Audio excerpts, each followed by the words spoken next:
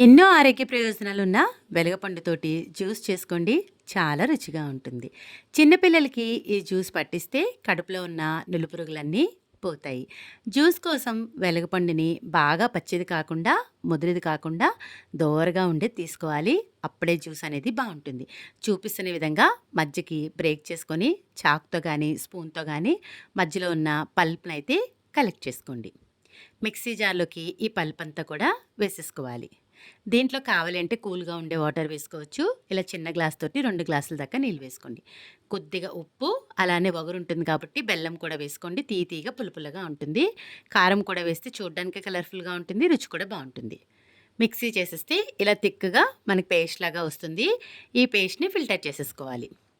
ఇలా ఫిల్టర్ చేస్తే చూస్తున్నారు కదా! పల్చగా ఉండే జ్యూస్ అంతా కిందకొచ్చేస్తుంది. ఎన్నో ఆరోగ్య ప్రయోజనాలున్న వెలగపండు జ్యూస్ అయితే రెడీ అయిపోయింది. ఇలా మిక్స్ చేసేసి గ్లాసులకి సర్వ్ చేసేసుకోండి. వీడియో నచ్చిందా? అయితే మీ ఫ్రెండ్స్ అండ్ ఫ్యామిలీ మెంబర్స్ అందరికీ షేర్ చేసి మన ఛానల్‌ని సబ్స్క్రైబ్ చేయడం మర్చిపోవద్దు.